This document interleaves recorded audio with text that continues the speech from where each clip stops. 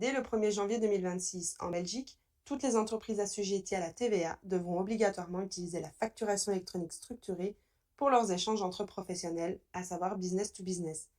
Fini les PDF, les Word ou les factures en papier, un seul format structuré sera valide et il sera transmis via le réseau PayPal.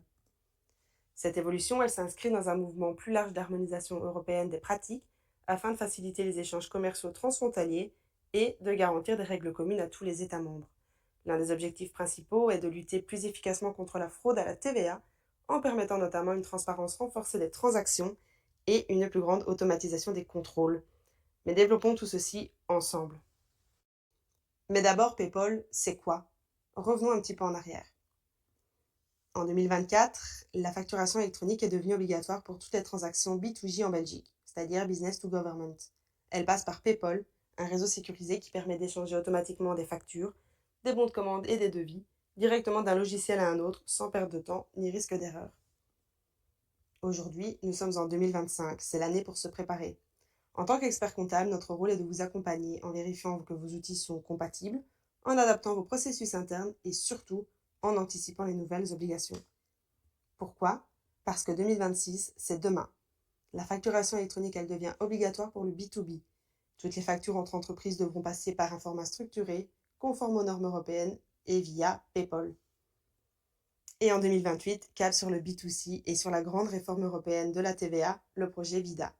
On parle alors de facturation électronique généralisée, de reporting numérique en temps réel et d'un enregistrement unique à la TVA pour simplifier les obligations, tout en renforçant la lutte contre la fraude fiscale dans toute l'Union européenne. Notre conseil, n'attendez pas 2026 ou 2028 pour vous adapter. Plus tôt vous vous préparez, plus la transition sera simple. L'obligation de facturation électronique ne concernera pas tout le monde, mais presque. Du côté émetteur, on retrouve tous les assujettis à la TVA établis en Belgique, les membres d'unités TVA, les franchisés et les agriculteurs au forfait. Côté récepteur, c'est exactement la même chose. Les assujettis à la TVA établis en Belgique, les membres UTVA, les franchisés et les forfaitaires, y compris les agriculteurs au forfait. L'obligation ne vise que les opérations localisées en Belgique, comme les livraisons de biens ou les prestations de services, et seulement si elles ne sont pas exonérées par l'article 44 du Code de la TVA, comme par exemple pour les médecins.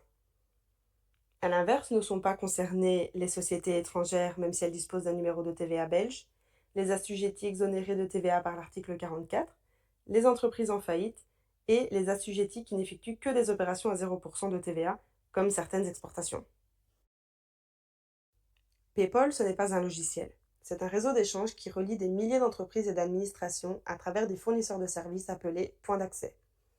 L'idée est que peu importe votre logiciel, si vous êtes connecté à un point d'accès PayPal, vous pouvez envoyer et recevoir des documents électroniques avec n'importe quel autre acteur du réseau. On parle du modèle à 4 coins.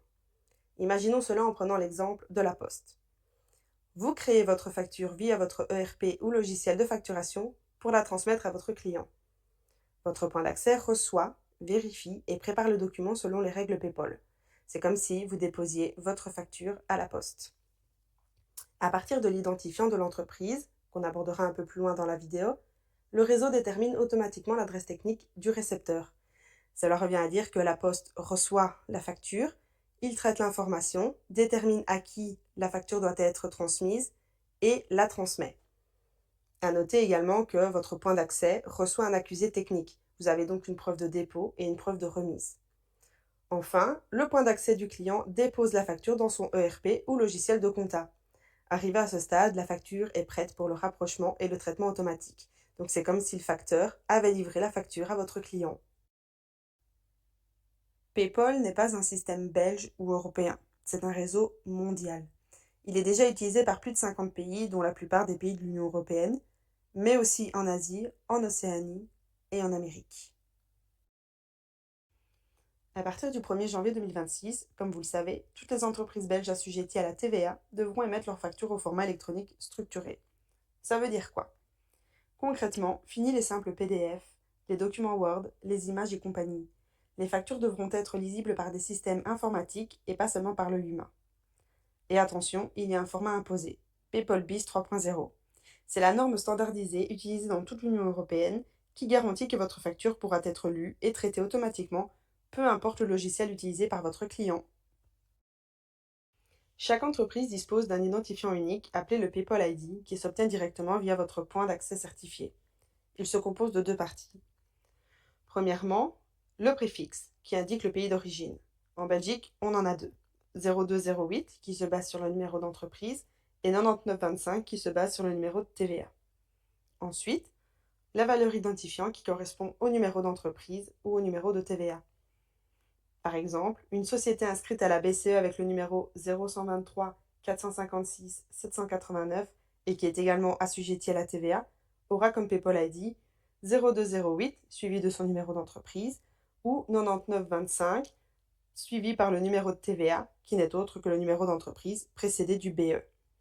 Cet identifiant permet au réseau PayPal de vous reconnaître et d'envoyer vos factures au bon destinataire de manière sécurisée et automatisée. Nous vous conseillons vivement de vous inscrire avec les deux identifiants afin de garantir la réception des documents. Imaginons que vous soyez inscrit avec uniquement votre numéro d'entreprise et que votre fournisseur envoie les documents via votre numéro de TVA, vous ne les recevrez pas. Pour savoir si une entreprise est bien connectée à PayPal, on utilise le PayPal Directory. C'est un service en ligne gratuit qui permet de rechercher et d'identifier toutes les entreprises du réseau. Vous pouvez vérifier leur statut, leurs informations d'enregistrement et surtout leur capacité d'échange de documents électroniques. Prenons Advice.me pour exemple. En insérant le numéro d'entreprise dans la barre de recherche, nous pouvons voir que nous sommes bien enregistrés sur PayPal via notre numéro d'entreprise, mais également via notre numéro de TVA. Ces changements représentent un véritable tournant pour les entreprises. Il est essentiel d'anticiper dès maintenant pour adapter vos outils et vos processus internes afin d'être prêts pour l'échéance de 2026. Chez Advice.me, nous avons des solutions concrètes à proposer à nos clients pour faciliter cette transition. Alors prenez contact avec notre équipe. Et en attendant, si vous souhaitez en savoir plus, vous pouvez retrouver nos deux articles détaillés sur le sujet sur notre blog en ligne.